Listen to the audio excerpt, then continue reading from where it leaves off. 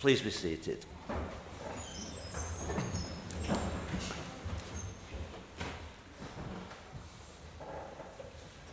Welcome everyone to our first meeting for some considerable time now. We should have met in June, but we all know the general election intervened, and so we've not been together as a group since the annual meeting in actual fact. Could I just remind all councillors that you should be seated in the seats allocated to you for voting purposes? And can I also remind all councillors to turn the microphones on while speaking and to turn them off again once finished. Otherwise, you will not be heard on the broadcast. Apologies for our absence. We've received official apologies from Councillor Hugo, who is attending a conference on official council business. Any other official apologies for absence? No. Declarations of interest. I need to remind you to declare any interesting items on the agenda. Can I remind councillors that you should declare the agenda item and reference in question, the type of interest you have, the reason why you have an interest. Declaration of interest. I'll be the first here and declare a personal interest on item 10, that's motions at council, as a recipient of the winter fuel allowance. Councillor Webb. I have to declare a personal interest in agenda item 6H with the family hubs, which I'm a member of. Thank you. Councillor Taylor. Councillor Jackson. Item 10, a personal interest. Councillor Brooks. Surprising, I know, but item 10, a personal interest. Councillor Baker. Any more takers? No? No, fine. Item 2, that's the minutes of the last meeting, the annual meeting held on 15th of May 2024, pages 1 to 6. Can we agree those as a true and correct record? All those in favour? Thank you. That's carried. Item 3, I have no announcements to make as Mayor, which takes us on to item 4, public representation. Mr Brian Roberts has notified us yesterday that he has withdrawn his request to speak. So that brings us forward now to item 5, and that is Mr Mark Towers. I'm sure you all know who I'm referring to. Mark, he'll be retiring, I believe, in October or November, but this will be his last full council meeting prior to his retirement. I believe we have a gift at the time to present to Mark. Do we have the speeches first? Yeah.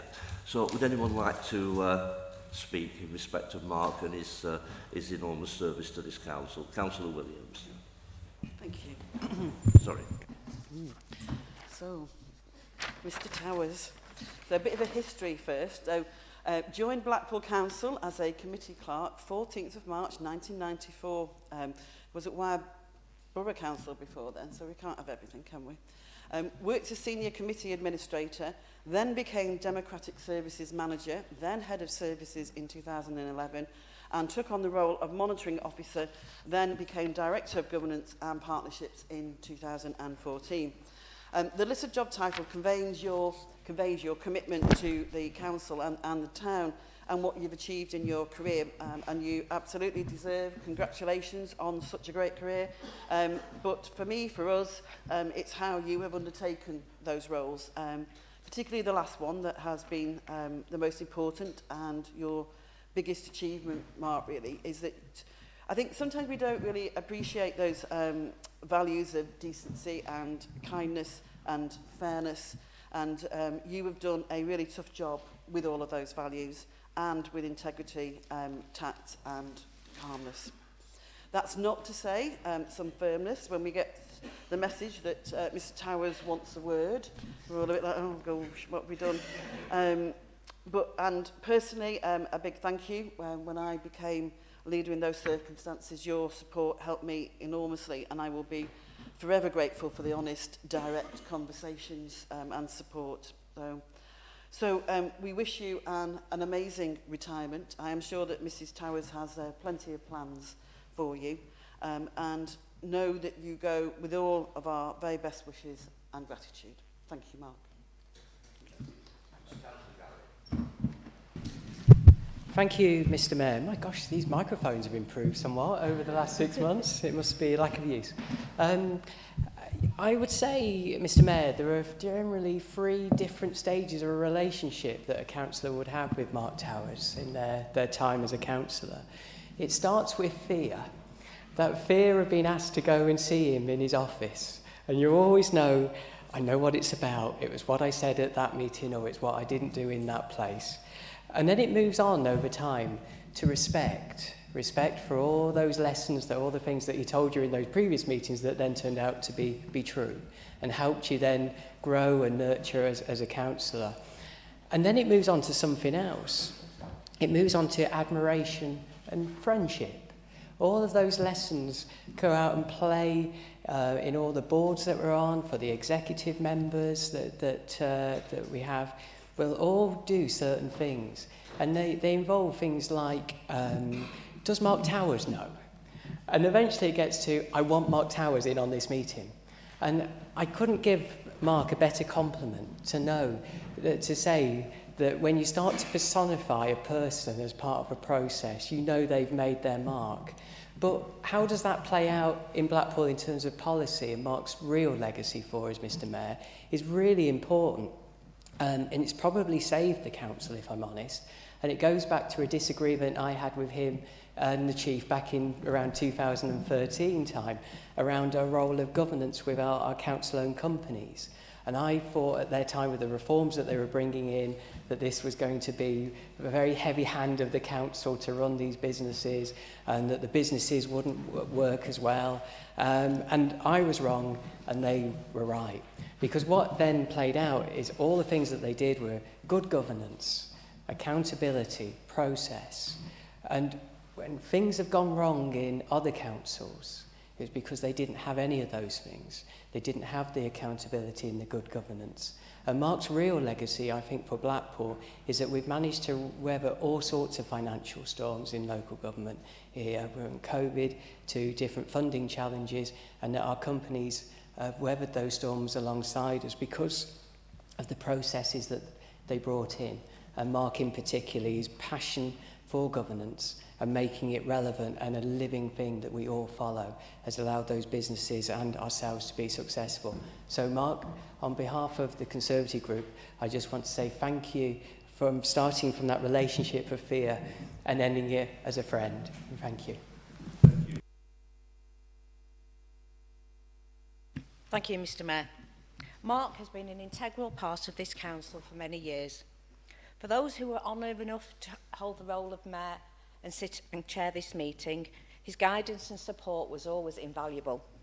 It's never an easy job, Mr. Mayor, and I speak from experience. A quiet word to keep you on track, a bit of advice on procedure, or just that look was often enough. When I think of Mark, certain words come to mind. Dedication, integrity and leadership. There's a theme here, because every time I used to receive an email from Mark, it's like when you were younger and you saw a policeman, you thought, what have I done wrong? That was my first, my God, what have I done now? And I did, yes, thank you, Councillor Williams. But beyond the responsibility and challenges of the job, what stands out most is his commitment to this council, how it operates to its highest standards. As councillors, we know we could always count on him for his professional expertise, guidance and wise counsel.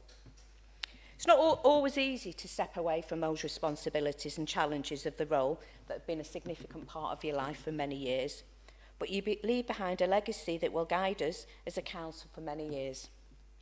I would personally like to thank you, Mark, for your service, dedication and support. As you move on to this exciting new chapter of your life, may I wish you all the best in your retirement. May it be filled with joy, relaxation and new adventures. Thank you, Mr. Mayor.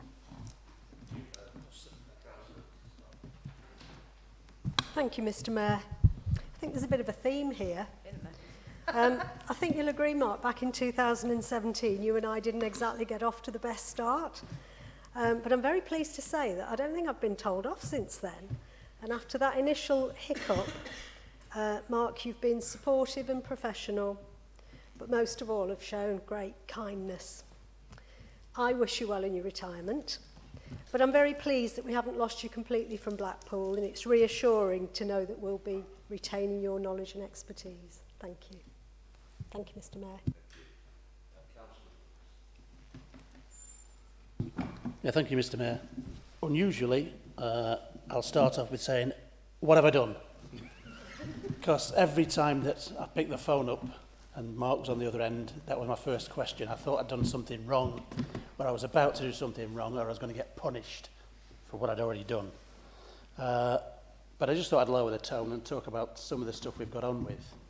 I mean, it's a posh title, isn't it? Director of Governance and Partnerships and Monitoring Officer. It's a really, really long title. Surprisingly, there are other titles for you, Mark. I'll reveal those in a moment. But his range of duties brings him into contact with everybody. All the councillors, all the officers, all the board members of all the companies, policemen, election officials. Across the town, Mark has had an influence on elections for as long as I can remember, and public duties that he undertakes. And I suppose it's no surprise that with the elections that he gets into all sorts of scrapes with various political parties arguing about somebody parking a car outside a polling station, or having a badge on when they shouldn't have a badge, and all those petty things we all engage in on elections. And he serenely goes across the top of all those and makes you behave. So well done, Mark, for that, because it's a stressful time for all concerned. But that said, some of the titles you've been given, the Dark Lord, the Prince of Darkness, Captain Sensible, it comes not only from politicians but also from officers in the council, because he keeps those in line as well, but that's not often on the public face. But he does that behind the scenes really well. And I've come across Mark in all sorts of circumstances, as I say. What have I said? What have I done? What am I supposed to be doing, etc. But I've really welcomed his council in my role as chair of the two housing companies. 'Cause it's a daunting task when you're first given that task, and you don't really know what you're doing. And Mark sort of guides you through those times of crisis and suggests, doesn't tell you, he suggests where you might want to have a word, or which direction you might want to go, or who you might want to shut up because they're spending too much time at a meeting, i.e. me. So I'd like to say, enjoy your retirement, Mark. We actually holiday in the same place in Tenerife. Don't be embarrassed if you want to leave me a pipe behind the bar. But enjoy your retirement. It's well earned, and thank you for your wise counsel over many years.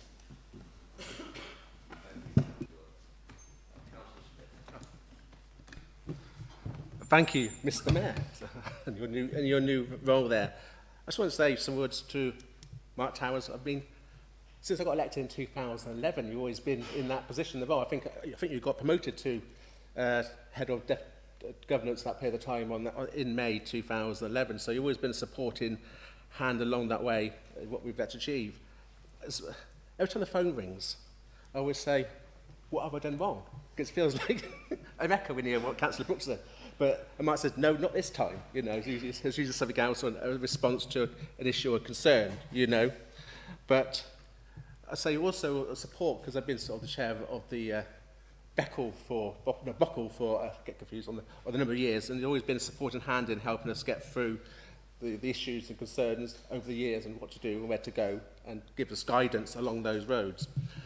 In recent years, the last couple of years, I get roundabout sort of beginning of the year, I get called aside from Mark and says to me, are you going to take the role of mayor this year? And I say, well, I think about it. I think I might defer it for another year. So I've had that for about a number of years recently, you know. So, but yes, so I'm going to miss that. Lorraine will be doing that for me in the future, you know, when that time comes upon us, you know.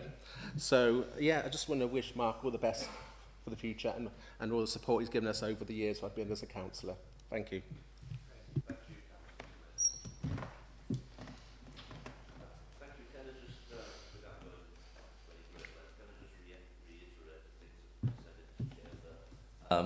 regarding Mark. Unlike most of us, I came onto the council after a by-election. And the thing about a by-election is at that particular time, you're the only person who has come onto the council, so you tend to have a lot of one-to-one meetings. I had a very quick one-to-one meeting with Mark, followed by a one-to-one meeting with Neil.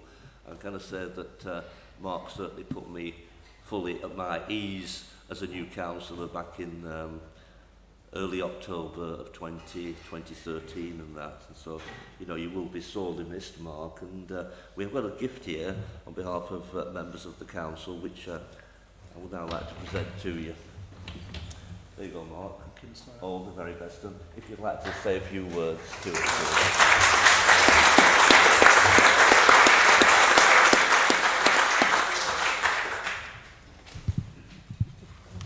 Thank you, Mr. Mayor, members, officers. I think I'm used to my name being on the agenda, but not as an item, so this is going to be a bit difficult. But thank you for all those kind words. Thank you, Councillor Williams, Councillor Galley, Councillor Benson, Councillor Scott, Councillor Brooks, Councillor Smith. It means a lot. So thank you for those words. As the leader said, I've been at Blackpool since 1994. That's 30 years. I think I came thinking I'd stop for 3 or 4 years as I had done at Wyre and Lancaster.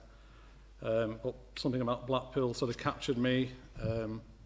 Something some of you may not know, I played rugby as well in Blackpool for 13 years. So I was actually travelling 6 days a week to Blackpool and never moved because of the family. But it's always been a second home to me and will continue to be. I've got friends from the council and got friends from rugby, so it will remain of a second home in that respect. So Blackpool there's always something that's wanted to make me stay at Blackpool, without being unitary status in 98 that we went through, the Welcome Act 2000 and the changes involved with that, which timed in with one of my new roles there, the elections, the all-out postal pilots that we did in the early 2000s.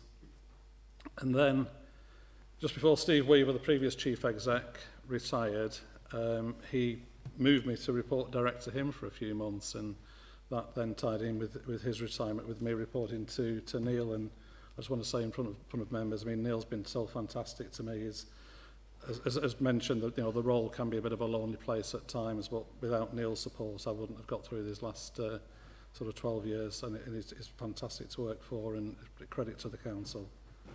Well, again, as Councillor Galley mentioned, that focused on company governance, and we've you know, the council's wholly owned companies work with the council and for the council, and have an absolute credit as well, and that's like an extension, I think, of the Blackpool family. But again, with Neil, we've looked at sort of shared services with Fylde and Blackpool Teaching Hospitals, and I've had roles working with those organisations, which have been really exciting and interesting, which then obviously leads us to thinking about the future. So I've nearly done 40 years in local government. I thought with the general election coming along, which is why we said October, November, but obviously it caught us all by surprise with it being July. Was an apt time to go, to allow the baton to be passed on to Lorraine as monitoring officer and to others, and you'll be in good hands. And I think the one thing I've learned is not to phone Councillor Brooks on a Friday afternoon and leave a message saying, can I speak to you early next week? Because I think when I spoke to him on the Monday morning, I haven't slept all week and I've been wondering what I've done wrong. So the advice I'd give to Lorraine would be, don't phone members and leave a message on a Friday afternoon with your monitoring officer hat on. But I hope some of that was like humour from some of the points back. But my job's been made a lot easier, I think, by working with members and the respect that members have for officers through all those 30 years, and they have for each other as well. And there are many councils that we liaise with and work with that don't have members like that. So I think, thank you for me as monitoring officer for making my job that bit easier. And that's always been the case. And it's I think Neil describes it as passing the baton on, and I'm passing it on to Lorraine through the council here, but you all make that so much easier, and this is my last council, so please behave tonight. Thank you. Thanks, everybody.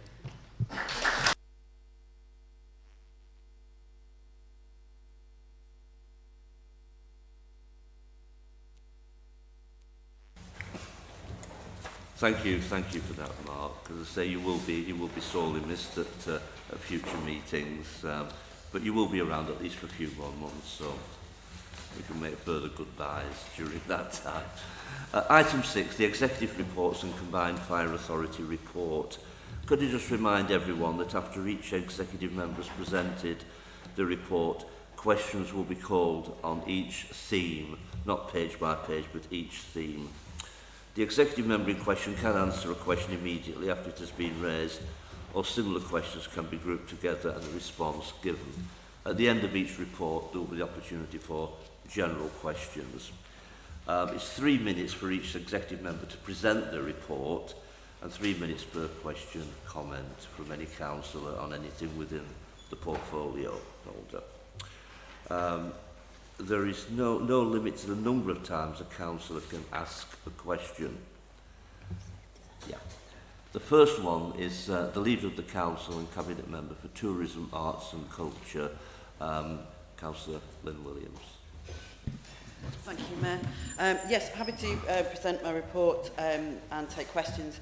Just want again to reiterate at the first thing, the budget provisional outturn item.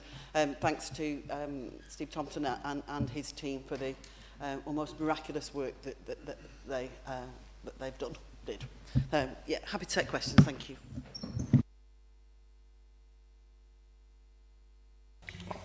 The budget provisional outturn 2023 to 24. Councillor Galley.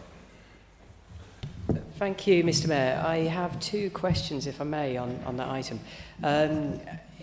As it is the first time we've had an opportunity to speak, probably since Budget Council, apart from the exception of mayor making, I feel it's an appropriate place to just sort of have a little pit stop around those overspends.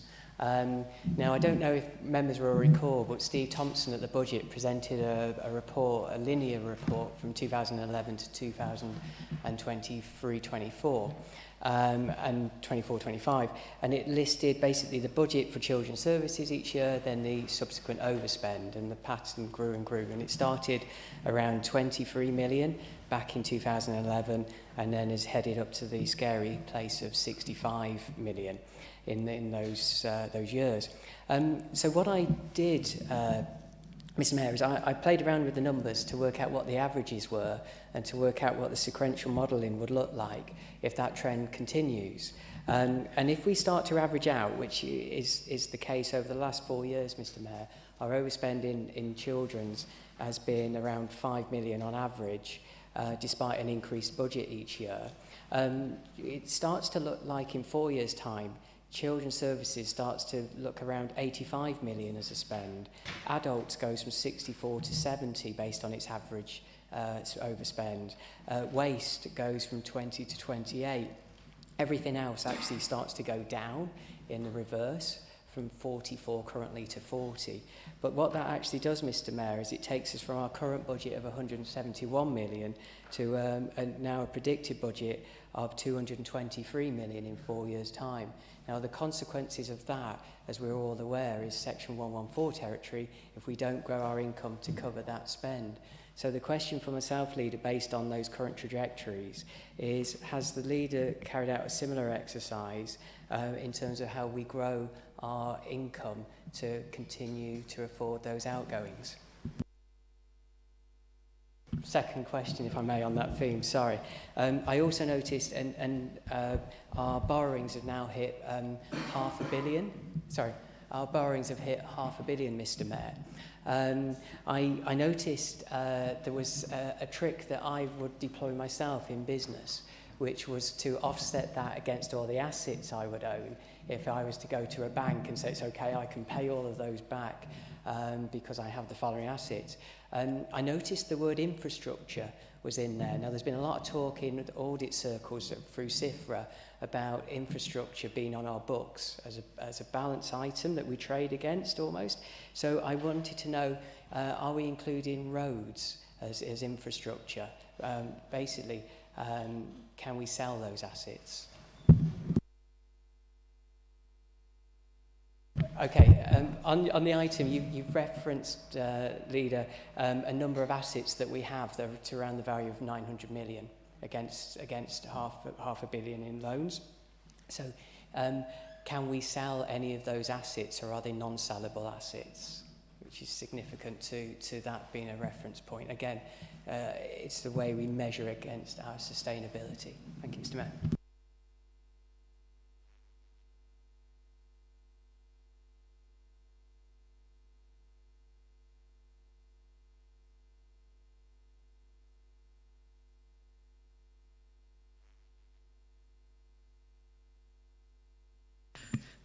Thank you, Mayor. No, it's fine.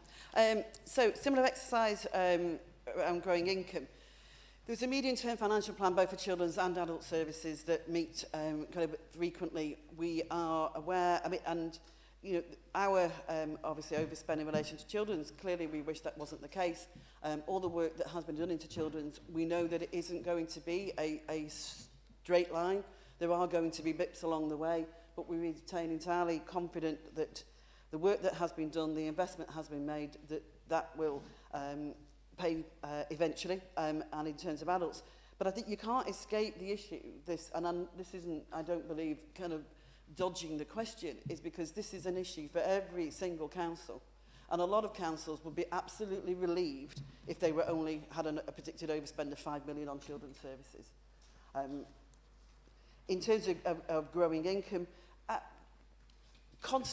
there's constant work around that. There was obviously discussions through the LGA and with government, and all of that work in terms of how we maximise in terms of obviously business rates and council tax. But a lot of that is done too, and we just hope and expect with the new government a different kind of relationship between local government and central government to enable us to have those direct conversations and to we know that there isn't money. We know that, but in terms of different powers that could be released to us, so those conversations are obviously ongoing. In relation to selling assets, no. I mean, we have recently done a stock take of all the assets to look at what is available. But in terms of the borrowing, we have borrowed to invest in steel and bricks and mortar, to invest in the regeneration and rebuilding of this town. So those assets are not for being sold, and I don't think it's a tactic. I think it's something that this council of this size, in terms of the regeneration, against the background of the cost of living, all of the crisis, inflation rates, different wars, all of that we have managed to retain and deliver those regeneration schemes and not been deterred.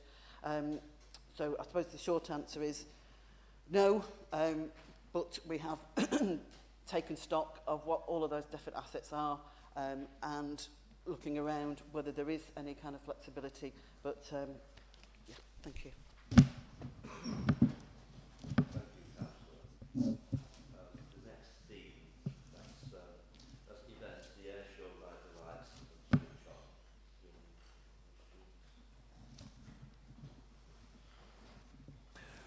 Winter Gardens events.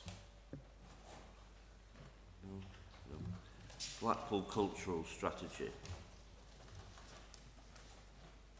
Please tell me if I'm going too fast and I'm not giving you enough time to decide. Corporate services. Anyone? Have we got any general questions? Councillor Galley. Thank you, Mr. Mayor. Around 12-ish months ago, and it's related to the borrowings question, and certainly your answer, Leader. I asked a question around the Sands venue and this £10 million loan that we'd issued. Obviously, now we've hit £500 million in terms of lending, and we've just had a conversation around capital investment and that they would return capital back on the value of that loan greater than the loan itself. All good things, absolutely. But yet we know we gave a loan to a company to do something with a building, the Sands venue, and 12 months later it is still empty. So is the loan being repaid, and do you have an update for us as when that building will be completed?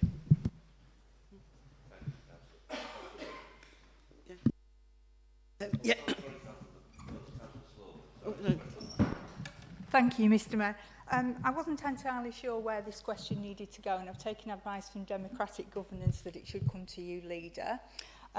It's been widely reported in the press that our Blackpool South MP, Chris Webb, has had what he describes as a crucial meeting with the Asylum Minister, Dame Angela Eagle, in which he has expressed his own and the continued concerns of the Council about the ongoing use of the Metropole Hotel as accommodation for asylum-seeking families. I think it's fair to say that it is universally agreed that the facilities in this accommodation are wholly inappropriate for families to be accommodated for any length of time, and that a facility hosting vulnerable people in this town is most certainly inappropriately situated. It's been mooted in the national press that there's an injustice in the withdrawal of the winter fuel payments to some vulnerable elderly people who have paid taxes all their lives. And whilst heating costs are not going to be an issue for the residents of the Metropole Hotel and other venues, that is an injustice. It concerns me, however, that this may result in more antagonism locally and nationally towards those seeking asylum. I wonder, Leader, have the Council been made privy to the outcome of this meeting between Chris Webb and the Asylum Minister, Dame Angela? Or are the numbers of people being accommodated diminishing, increasing, or remaining static? And finally, do we now have a clear pathway and timescale for evacuation of the hotel being used for asylum seekers? Thank you, Mr Mayor.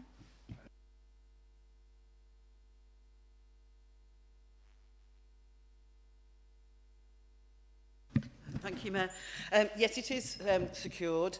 The developers' lawyers are in contact with our lawyers. There is that channel of communication.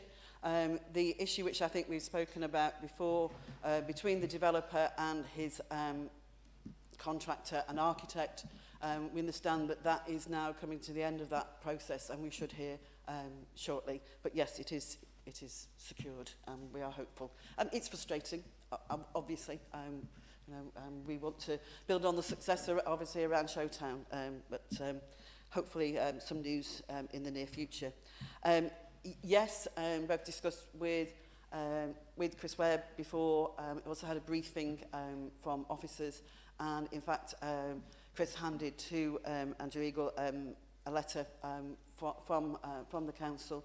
Our position has remained the same, that it is not appropriate accommodation for vulnerable people.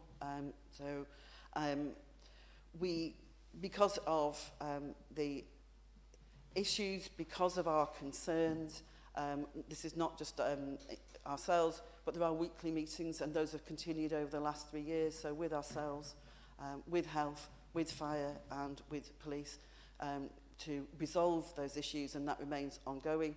As I say, our position, from the start hasn't changed, that this accommodation is entirely unsuitable for vulnerable people, and we have made our position, which, as I say, hasn't changed. We now await what steps the government can take in that process. The numbers have alternated. The numbers have, at the present, remaining relatively static.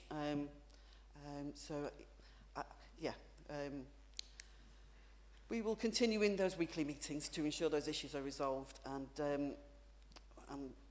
that's all that we can do at the present time until we hear further. Thank you. Thank you, Councillor. That brings us on to the report of the Deputy Leader of the Council, having Councillor. Thank you very much, Mr Mayor. Very happy to present the report to Council, and I'll take any questions anyone may have. Thank you. I'll go through the themes now of Councillor Taylor's report. The first one is the appointment of a new managing director for Blackpool Operating Company. That is the Sandcastle. No one? No. Blackpool Housing Company and Blackpool Coastal Housing. The High Street Accelerator update. Councillor Michelle Scott. Thank you, Mr Mayor. It's very nice to see that we're getting some green space in the town centre with the green funding going to a small garden in Abingdon, excuse me, in Abingdon Street. But I wonder if consideration has been given to the resource for the maintenance and the upkeep of that small space. We know that Envico has had to pay a dividend of £500,000 in the 24-25 budget, and it's already having an impact on their ability to maintain our current parks and green spaces. So can we have an assurance that the resources will be there to maintain all of our green spaces? Thank you, Mr. Mayor.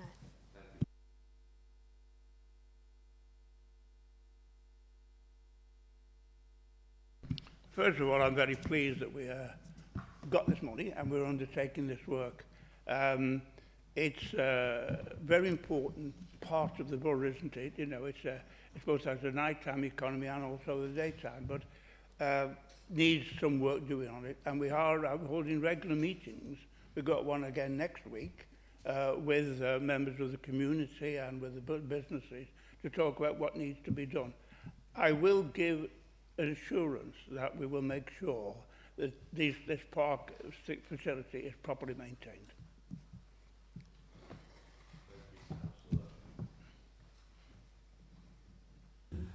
The next item, themed item, leisure assets including Hounshill, Holiday Inn and tramway extension. Councillor Walsh. Thank you, Mr. Mayor. With the acquisition of the Hounshill in 2019 by the Council and then the reopening of the former Debenham site by the Frasers Group in 2023, are there any conversations taking place to reopen the second entrance which is situated on Albert Road? As it currently stands, the entrance remains closed and the store windows are obscured by large advertising vinyl posters. This does nothing for the existing businesses in the area, and if anything, passers-by may well think the store is closed. As the landlord of the Hounshill, what can be done to address this issue and increase the footfall in that area? Thank you, Mr. Mayor.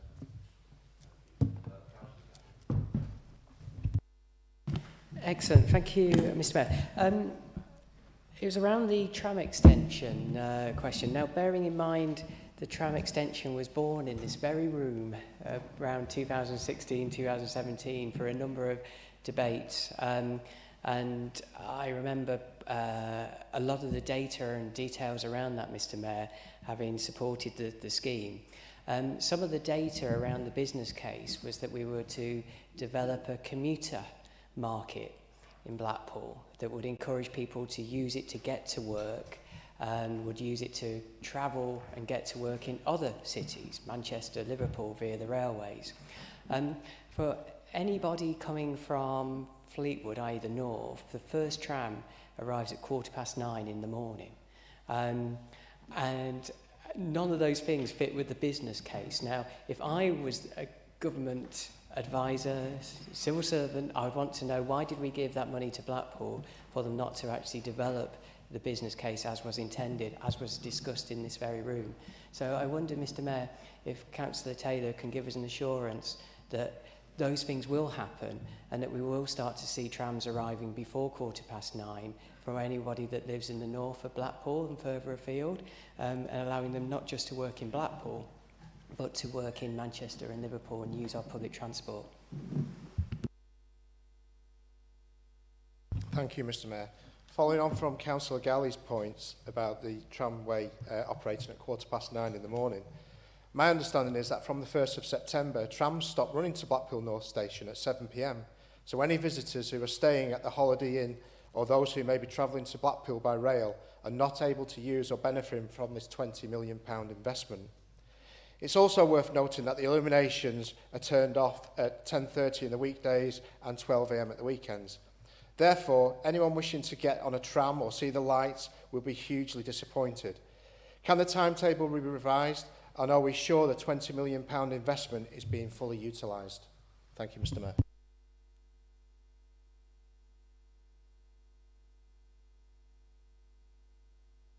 Councillor Taylor.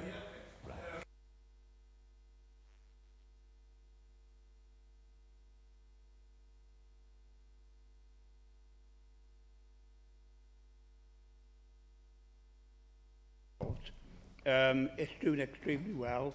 The footfall is up another 10% compared with last year, and it was up from the previous year too.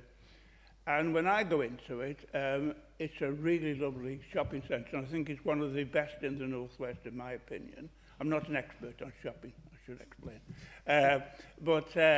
So it's doing well, and we should all be very proud of it. But the point you make about the entrance and so forth, yes, I'll take that up and I'll write to you and let you know what comes out of that, if I may. And with regard to the tramway, obviously it's been a long history getting there. I was very pleased that we got the money in the first place. It's a great asset, a great value that we're able to link up the station into the various parts of the resort. You can always point out some difficulties, but nevertheless I think we can count it as a great success. But I'll talk to BTS and see what their plans are for the future, but obviously they're very much constrained as well financially about what we can do. But nevertheless, yeah, okay, we'll look at that.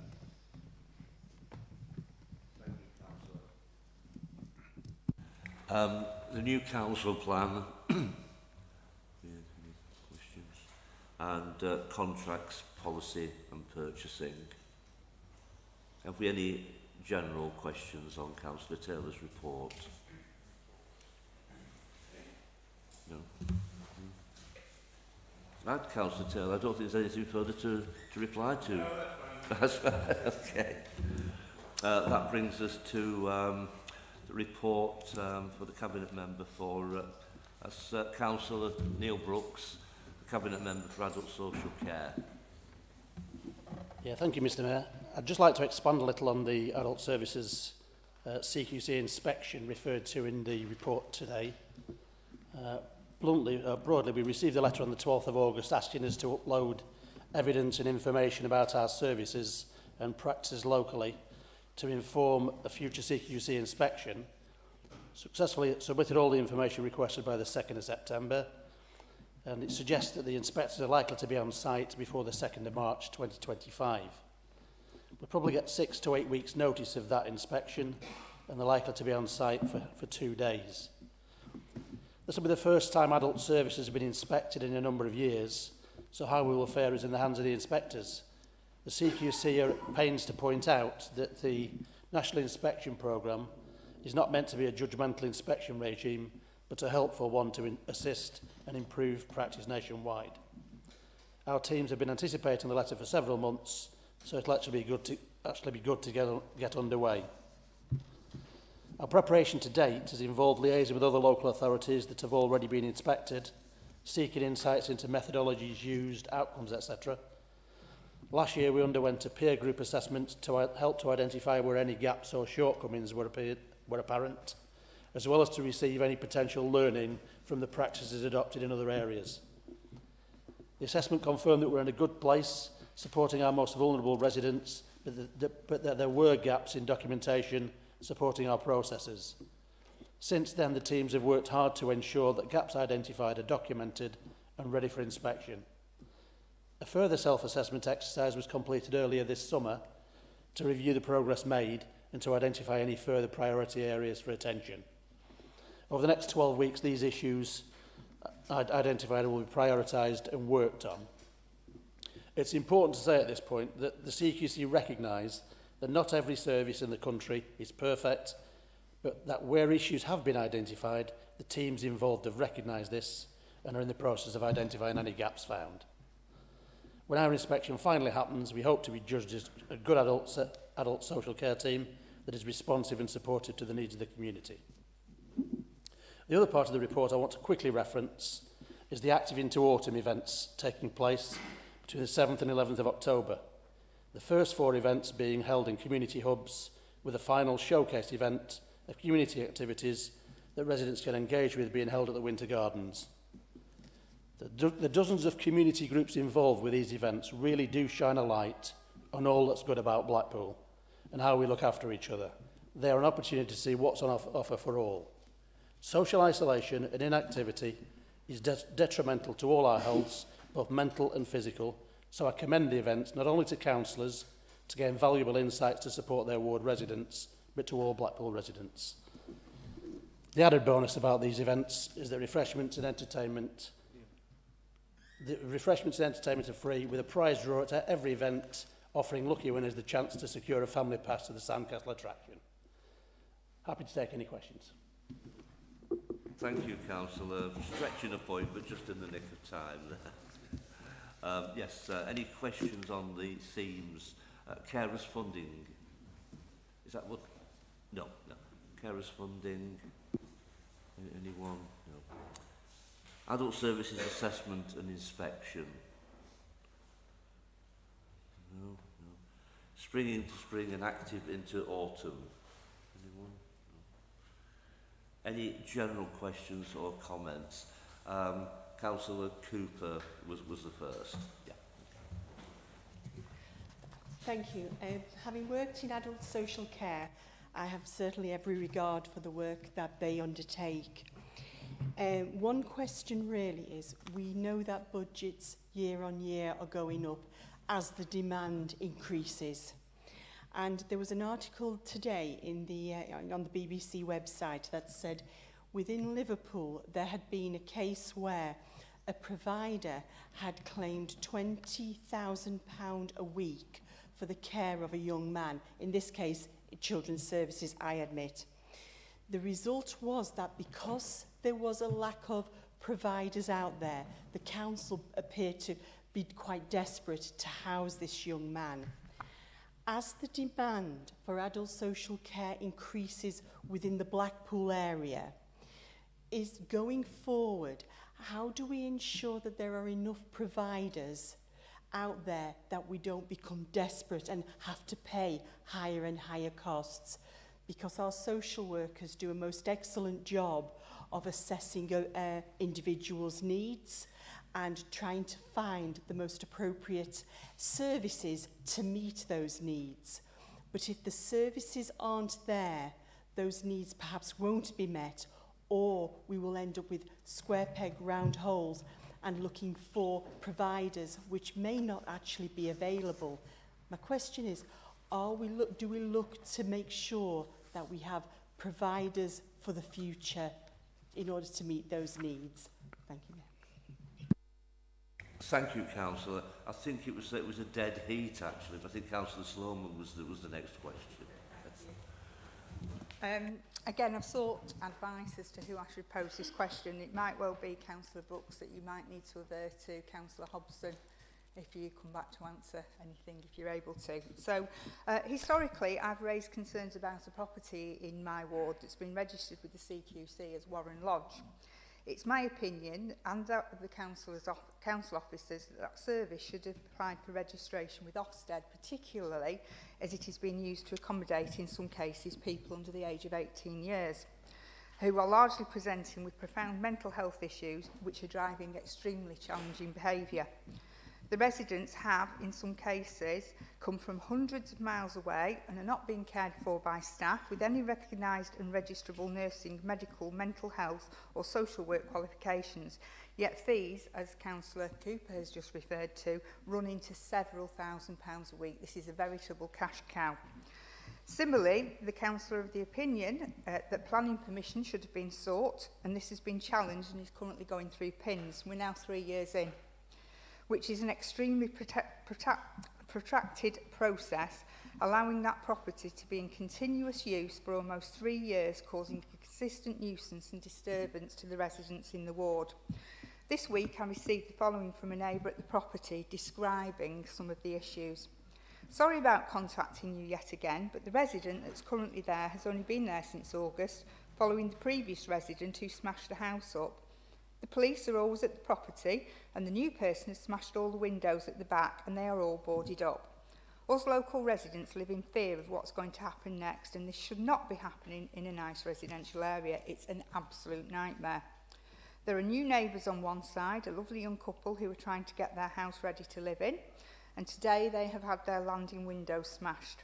The neighbours on the other side are sick to death of all the disruption and noise. It's frightening their young son, and something needs to be done to stop this happening.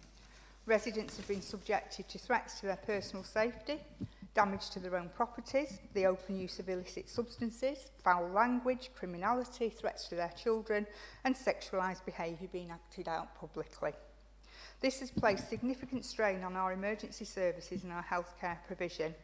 And I'm absolutely horrified to find that 3 years in, though it's registered with the CQC, this place has not yet been inspected, which is probably why they've decided to try and register with CQC, because the CQC do not have the stretch that Ofsted have, and they do not have the ability or capacity to go in and inspect places. So the overlap with Councillor Hobson, obviously, historically there's been some absolutely excellent dynamic and creative work undertaken by our contracts and commissioning team to halt the growth of private children's homes opening across the town. Homes who in many cases were importing vulnerable, complex and challenging children to the town. So my question is, can we please carry out some scoping exercise, see how many of these sorts of places are actually open in this town, and make sure we don't find ourselves with a pistol to our heads. Okay, yeah, thank you. okay. Thank you.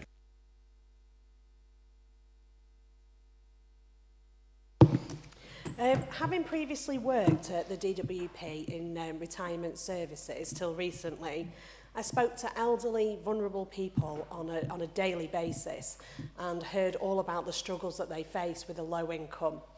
And one of the things that really struck me was the fact that if you say, you know, from the sounds of it, it sounds like you should be on pension credits. And they immediately say, no, I've never claimed a benefit and I don't want to claim one now. And my concern is that it's those people who are really going to miss out with the removal of the winter fuel allowance.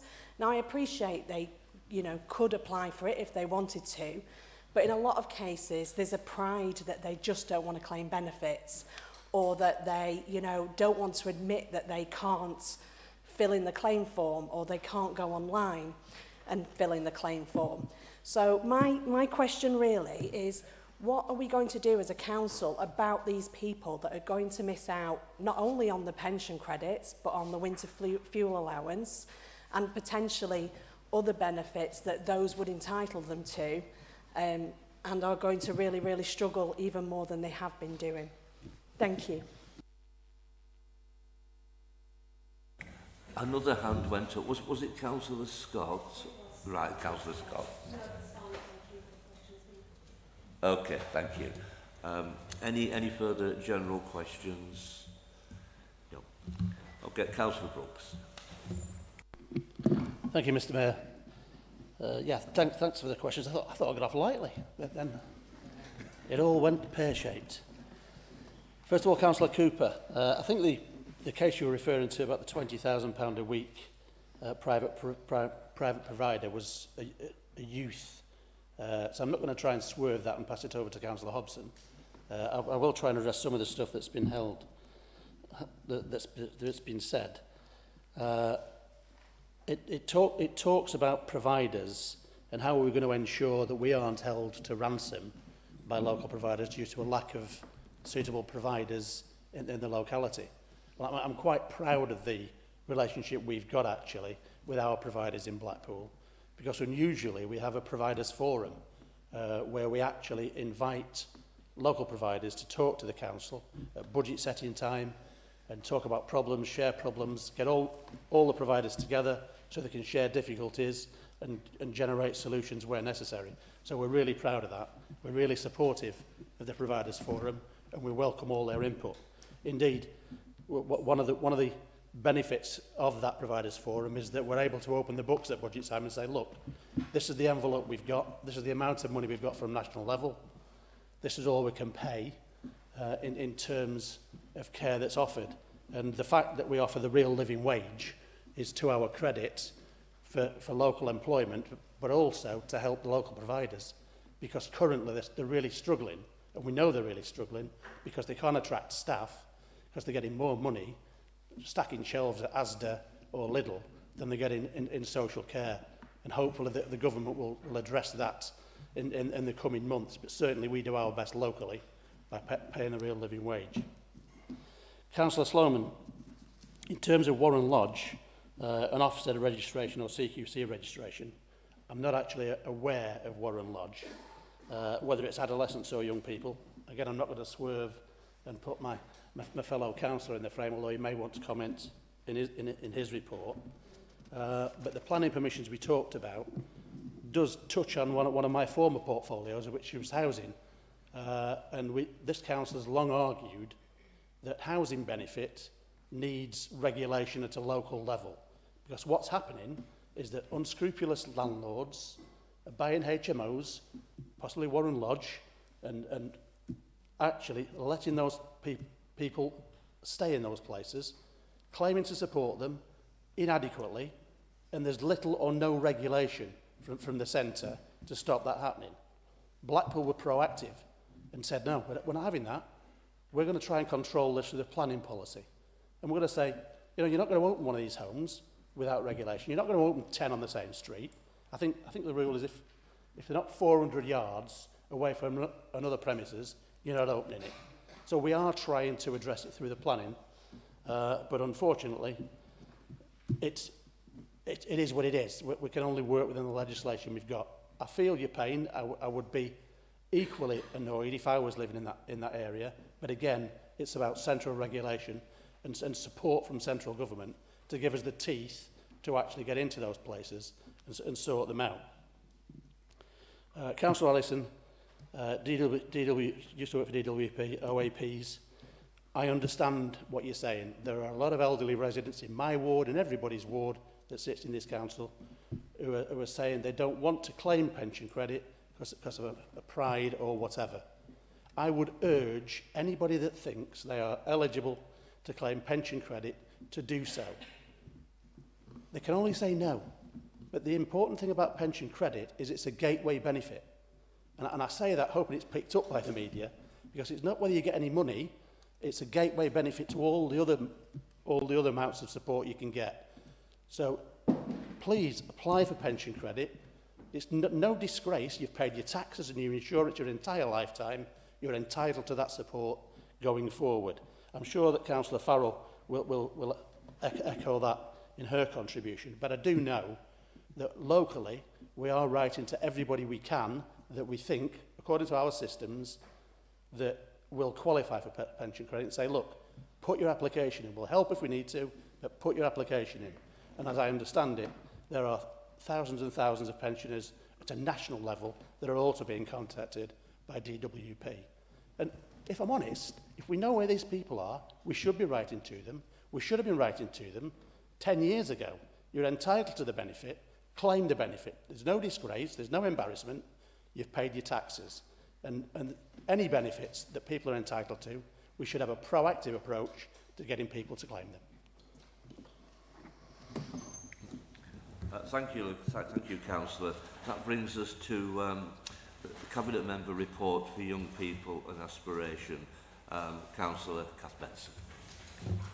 Thank you, Mr Mayor. Happy to present my report and take any questions. Thank you. Thank you, Councillor. The themes to this report are youth investment. Councillor. Thank you. I would like to comment on the Youth Investment Fund that is going to be used to redevelop the Boys and Girls Club in Brunswick. The new youth hub will be a lifeline in the lives of young people in the ward living in households that are hard to reach. Councillor Thomas and I collaborated with Councillor Benson, the Youth Partnership and the Boys and Girls Club on a public consultation of the new building last autumn. We asked the children what their concerns are in the ward. They told us their top two priorities are safer streets and education, in line with our local Labour manifesto. There are some excellent youth workers in Brunswick who are doing a brilliant job at preventing the next generation of young people from getting involved in youth ASB. The new facility will provide a clean and safe space for that work to continue, alongside Brunswick Community Garden, which will continue to be used for diversionary activities such as woodwork, painting and gardening, in partnership with the Police and Crime Commissioner, Brunswick Pact, the Prince's Trust, the Crime and Safety Partnership and the Youth Justice Service. Thank you, Councillor. Youth investment, any other questions? Youth justice. Education update. New educational facilities. special educational needs inspection. Have we any general questions? Over to you, Councillor Benson. I won't tell you how long it's took me to prepare all this, but Councillor Marshall, thank you so much for your question. I was actually down on site a couple of weeks ago with Councillor Thomas and Councillor Marshall with some of the young people, and their excitement was actually infectious. And I want to just thank the pair of you for the work that you're actually doing there and bringing that community together.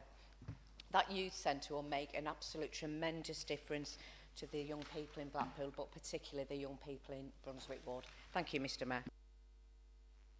Thank you. That brings us to item 6E. That's the Cabinet Member for Community Safety, Street Scene and Neighbourhoods, Councillor Verdes. Thank you, Mr Mayor. I take it that all councillors have read the report, but I'd just like to add, in terms of my report, there are a couple of areas that I'd like to mention and highlight. As you're all aware, on Saturday 3rd of August, there were protests organised in Talbot Square that resulted in significant disorder in and around the town centre. This was confined to isolated areas, but it did put emergency workers, residents, visitors and a range of local businesses at risk.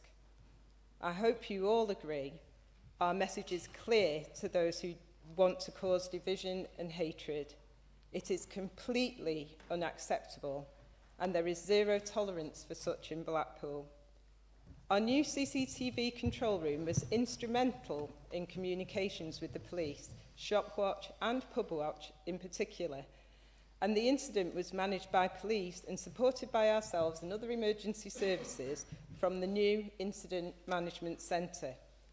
I would like to thank the police, our staff and other emergency services who were involved in terms of the proactive precautions and response to the disturbances to support and protect our businesses and communities.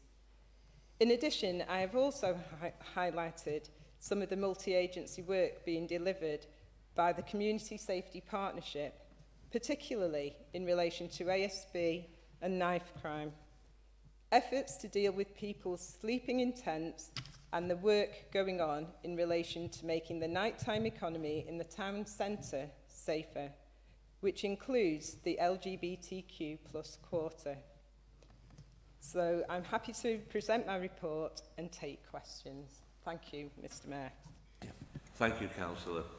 The themes, the first theme, Council multi-agency response to recent protests. Councillor Ellison. Thank you, Mr Mayor.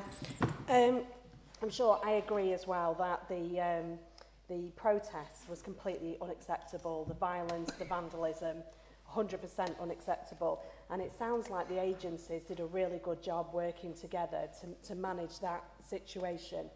But my question is really about the CCTV room. We went to see it with the Scrutiny Committee, and it's a fantastic facility, but I feel it's really underused. It actually says here about it standing up again during this protest, but it doesn't seem to be used the rest of the time. We've got a lot of antisocial behaviour in town, windows being broken, general vandalism, groups of youths climbing up buildings and everything. But there doesn't seem to be any follow-up with the CCTV for those types of things. I mean, it's great that we use it for big issues like this and like the air show and, you know, the big events that we have in town. But it would be great to see it being used more regularly for some of the smaller antisocial behaviour and vandalism that goes on in the town, because it is really frustrating a lot of residents that things aren't being done. So it's just a point really to say I hope it gets used more often, because it is a fantastic facility. Thank you. Thank you, Councillor. Councillor Verdes, do you wish to wait till the end? Yeah, okay, thank you. And any further questions on this theme? Yes, Councillor Bamburgh. Thank you, Mr Mayor. I kind of want to agree with Councillor Ellison with regards to the CCTV. I'd like to see it used more. But I would also like to mention on the 3rd of August, it was absolutely crucial in avoiding what could have been catastrophic for Blackpool. the disorder that was taking place in other areas such as Liverpool, Hull, that would have paled into insignificance if it not had been for the joined up work with the pub watch, shop watch and the CCTV. They helped to foil quite an awful plot that was going on that afternoon. So definitely like to give my thanks to their hard work. Thank you, Councillor. Any further questions on this theme? No. Community safety. Councillor Mrs Scott. Thank you, Mr Mayor. I'd like publicly in this chamber to thank John Blackledge, Jez Evans and his team for the proactive approach that the street cleansing team and John and Jez are taking to keep our green spaces safe, in particular with regard to tents, which is mentioned in the report. Those guys are acting very quickly and removing a problem that could have seen Blackpool ending up like Hyde Park or some of the parks in California. And all credit to those teams for doing that work and keeping Blackpool parks safe for us all. Councillor Danny Scott and I know only too well what can happen. Members in this chamber will know we were attacked in a park last December. And that wasn't by someone in a tent, but it was in direct relation to that situation. So thank you again to those teams and to John for that proactive approach, and may it long continue. Thank you.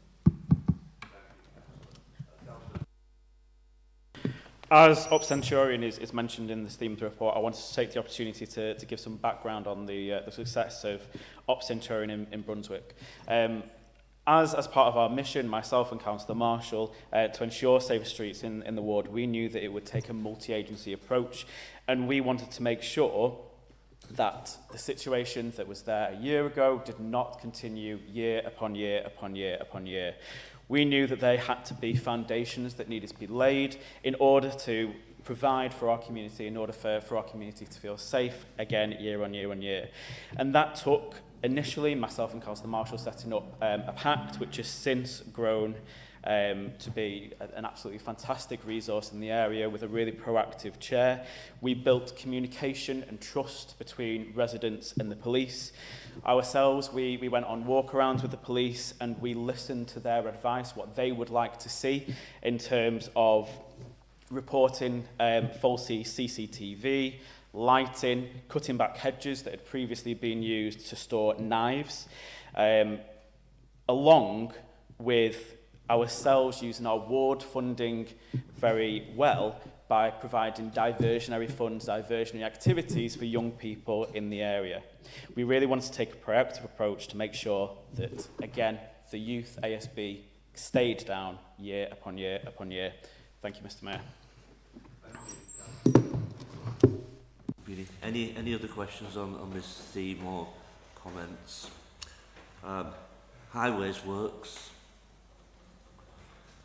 Central Pier update. Sorry, Councillor Dow. I just want to welcome the introduction of that Toucan crossing on St Walburga Road. It was fascinating to read all the technology that's in these lights these days, but anybody that's ever used that road at school time will understand that the school crossing patrol people that work there used to take their lives in their hands, even though it was 30 miles an hour now. But I remember when that road used to be 50 miles an hour when they used to do that.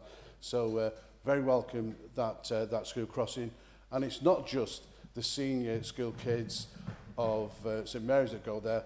Christ the King Primary School use that school crossing patrol as well, and they're smaller kids. So that's a really good safety benefit for the people of that area. Thank you. Councillor, sorry, Highways works. I don't think we'd finished, exhausted that one. No. Central Pier update. Anything? Any general questions?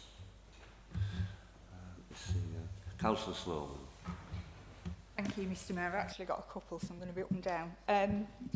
I just want to say thank you on behalf of my fellow councillor, myself and the residents for the very speedy response of councillors council officers to conduct the welfare checks and issue a direction to move orders from the recent visit by the travellers to the site at Fleetwood Road. It seems to be becoming custom and practice that every time there is a bank holiday, our traveller friends arrive. Now, the most recent occupation was particularly problematic, with a high level of police attendance because of noise and antisocial behaviour. And sadly, shortly following the recent occupation, somebody who regularly walks their dog on that field, their dog ingested a toxic substance and sadly died, which might or might not be anything to do with the debris left by the travellers, but naturally it's heightened feelings amongst the community that residents have about the illegal occupation of the field. And I know it's extremely difficult to limit vehicular access to that field because it houses buildings and it's used for regular sports events, so there has to be access for emergency vehicles, of course. But is there anything we can do, possibly proactively, when we know this is likely to happen, to limit access to, or impede access to that field for unauthorised vehicles, to prevent the problem in the first place? Thank you, Mr Mayor.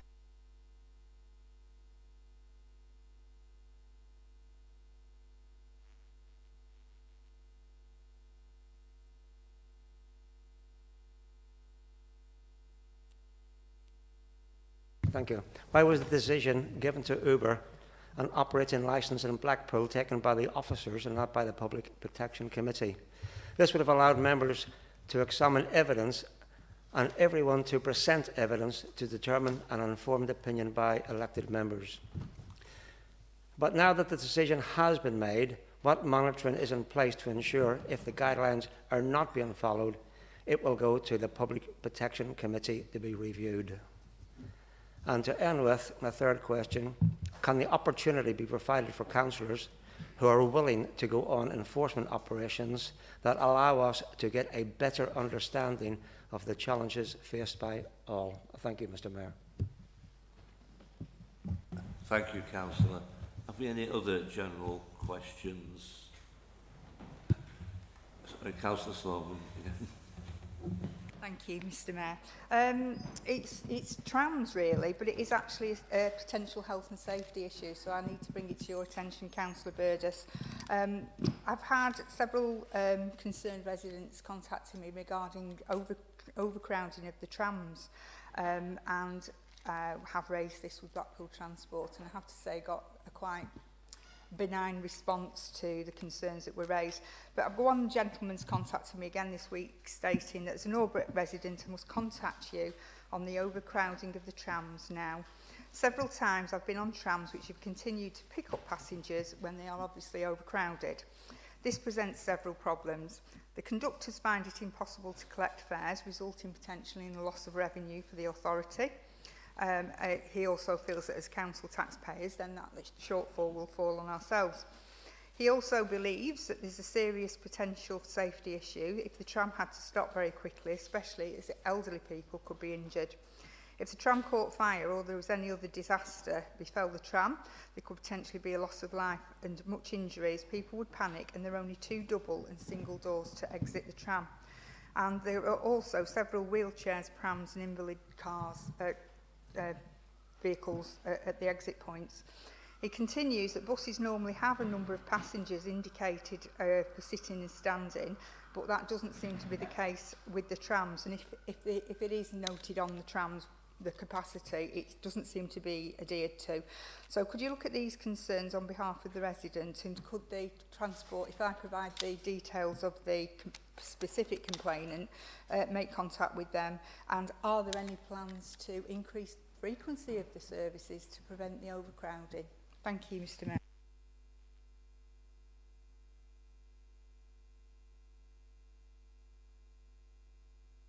Councillor Burdess, do you wish to come back? So, thank you. Just taking those questions in turn. About the CCTV,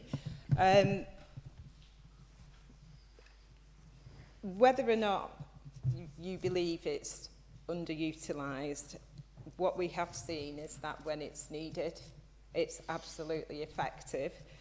And a lot of what you have said relates to police matters. So we do work closely with the police, and where it is a police matter, really it's for the police to take priority on those matters. So that's as much as I can say about how well utilised the CCTV is. And I agree with Councillor Bamborough that it did prove crucial in catastrophic disorder. So it has proved its worth. Moving on to community safety, about the, I would like to reiterate about the green spaces and people intent that we do have a zero tolerance approach there, and that working with the police we act as and also working with the lived experience teams, they are given the chance to move on, and we do work with them. It is, as Councillor Farrell has promoted and encouraged, we do use a trauma-informed response, so we do look at the background and how we can support these individuals, and where they refuse to engage, they are moved on. And that's in partnership working with the police. In terms of Ops Centurion, Councillor Thomas, I would like to say that we are seeing through the successful multi-agency working that ASB in that area is at the lowest level it has been in the last 5 years, and it is moving in the right direction of travel. There are a number of initiatives still taking place beyond Ops Centurion, and the police are actually, at the moment, there is a period of surrender for zombie knives, and before they are legislated against, before they become illegal. So we are working closely in the community for the success of these initiatives, and there is a lot more proactive work taking place. So I would like to assure all members of that. Moving on to the highways issues about the Toucan crossing. Yes, the safety of our of all people, all residents, whether vulnerable adults, senior school children, primary school children, is our major concern, and it is given priority, and we also agree that the Toucan is on Wahlberg is a welcome introduction, and it is more or less bedded in and proven its worth within a very short amount of time. Going on to the general questions about the welfare checks and the travellers, there is a legal process that we have to work to there. So as much as an immediate response is required, we do have to work within the law, and that takes a matter of days to be able to legally move them on. But we do work again with the groups who are identified, and through multi-agency working we move them on as quickly as we can.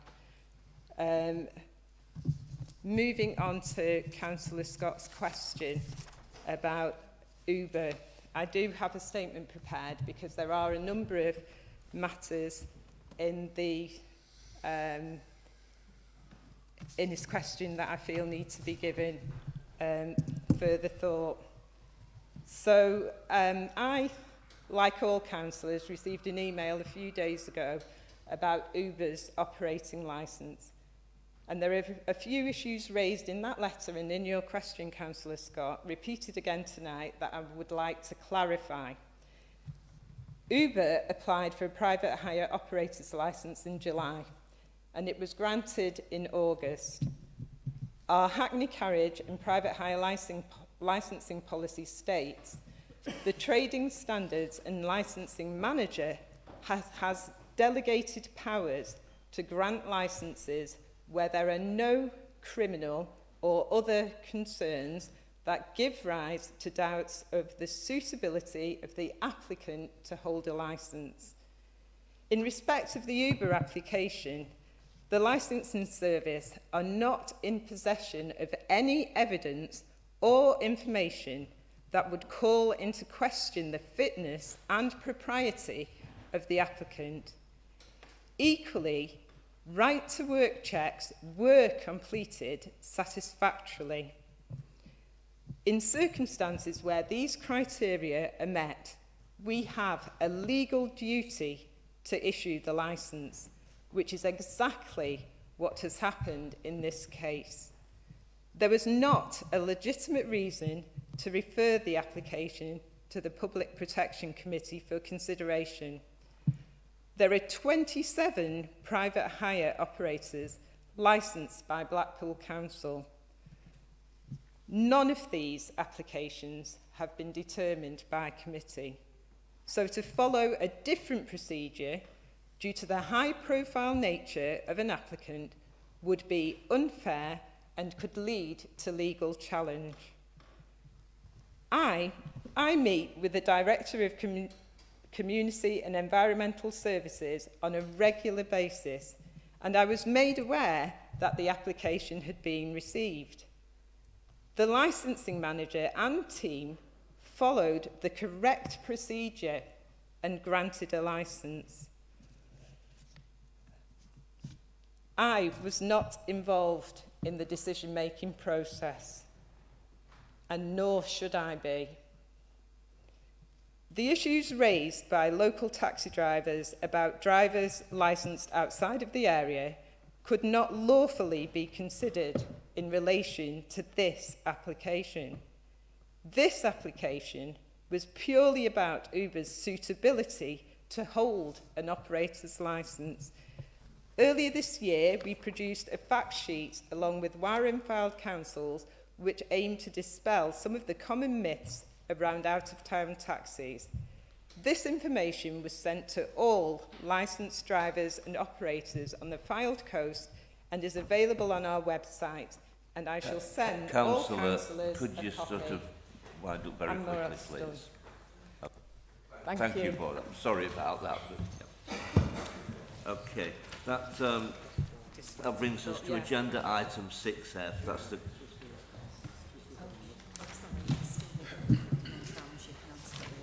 Sorry. Oh, right, yeah. Sorry, the question, I've just been informed, the question on overcrowding on trams. Yeah, thank you. Yeah, you can proceed to answer that. Thank you, Mr. Mayor. I think for the... I don't have the answer to that question. I think a lot of your question relates to BTS and their scheduling and their health and safety, but I think it's something that I will refer to officers and we will get an answer between my own directorate and BTS together. Thank you.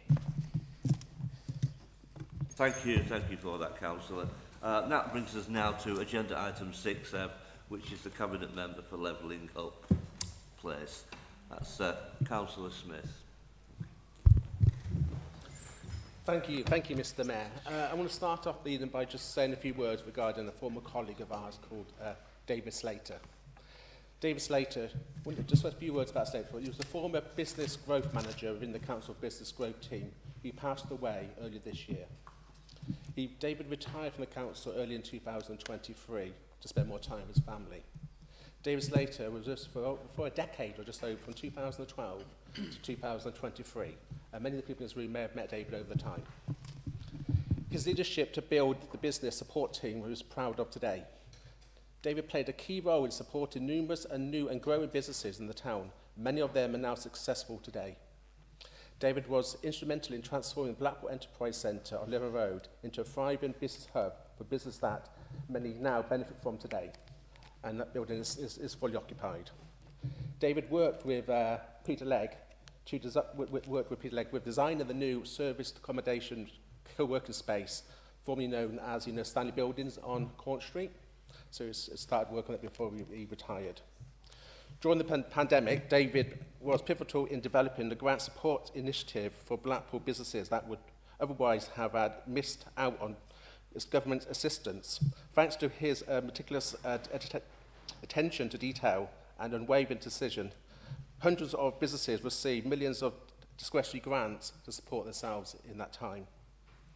It was my pleasure to know David over the years and worked with him on many projects and be fully missed by myself and all staff who have worked with David over the years. Thank you, Mr. Mayor. Thank you, I Cal. just want to introduce my report first. I haven't quite finished yet, sorry. Thank you. I've only just started, you know. I've got these papers to go through, yeah. I hope I've got the 3 minutes to use up. You've got the report. I just want to highlight one part of the report, one sort of a Blackpool success, really. You know, the Blackpool Housing Company is in the report. I want to point out the success of the Blackpool Housing Company. As of the 31st of March this year, the number of homes is 104. 63 of those were affordable properties, homes funded by grants of Homes England. The business model we purchased run-down properties included former HMOs, guest houses, holiday apartments, is paying off. The investment over the years has shown a dividend to increase in the number of quality homes for residents in Blackpool. The balance sheet is looking healthy. We borrowed £50 million on the development, but asset value of that properties now is worth 56 million. So it's shown. So what I'm saying here is that the investment we've done is transform the residents of the town properties and also increase the asset value of our properties we own. As of today, because the numbers have changed, this is the 31st of March, so I want to give an update. The number of properties as of today is 728, and 69 of those properties are affordable homes. This shows the investment in quality homes does pay off. Okay, I take questions on the report. Thank you. Thank you, Councillor. The first theme, affordable housing and individual housing schemes. This encompasses council and affordable housing developments, Grange Park, Foxhall Village and Whitegate Manor. Any questions on that theme? No. Blackpool Housing Company. Housing regeneration. Wider regeneration, growth and prosperity programme. Councillor Scott. Thank you, Mr. Mayor.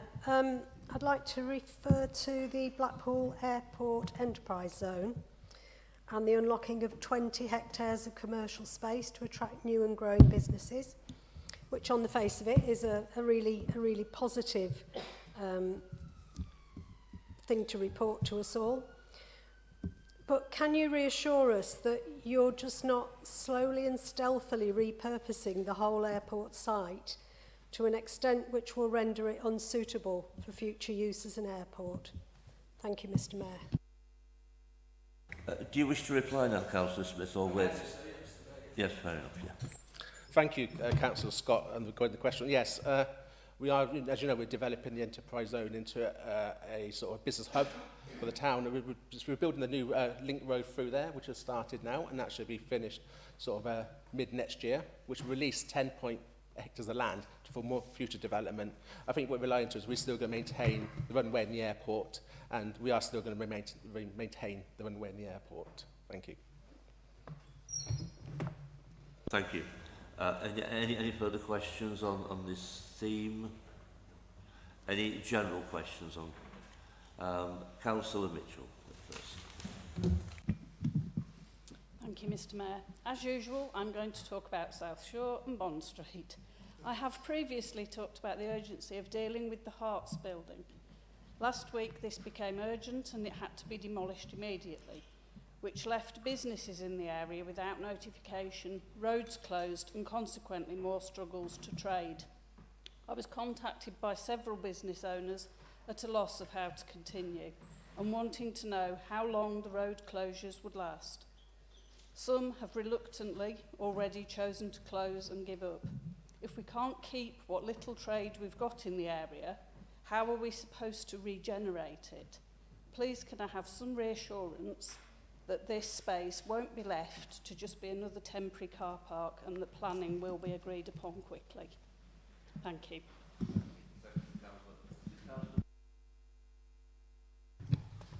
Thank you, Mayor. I have three questions, actually, under the strategic transport management role. I apologise, I've got a tickly cough, so I apologise to everybody if I start coughing in the middle of this. Sorry. I refer in first place to the new Talbot Road tram terminus. And I didn't quite understand until the other day how this worked. But I have had it explained to me. But it seems that a lot of other people are confused about what happens when they get there. Now, I understand that there is supposed to be some electronic signage that isn't working at the moment that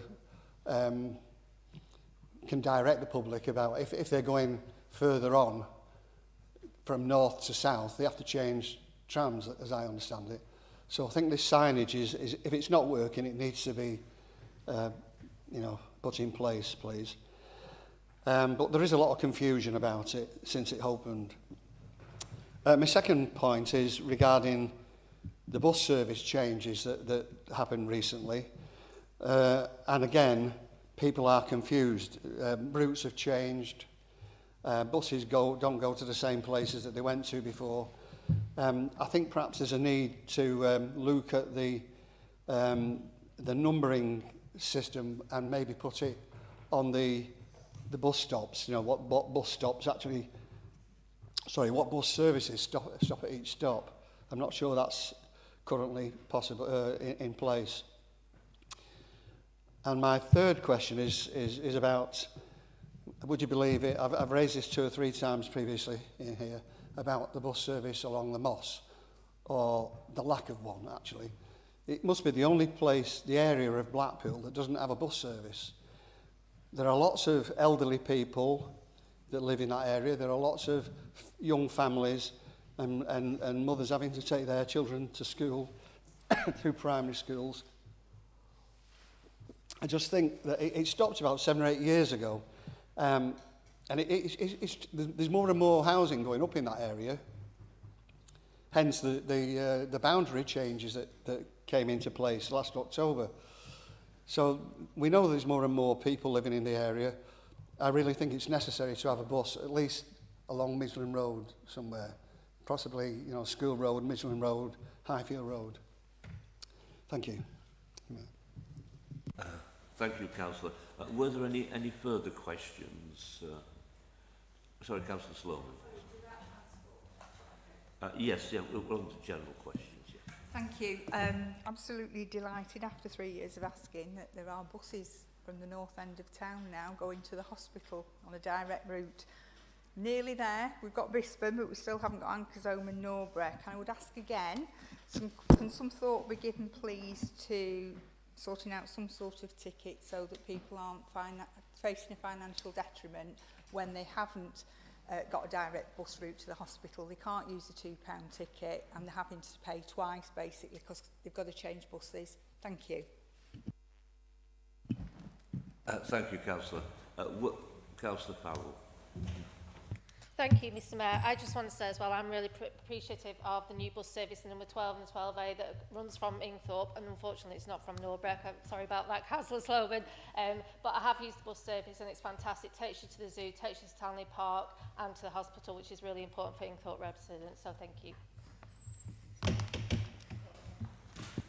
Final call. Any further questions? Okay, Councillor Smith.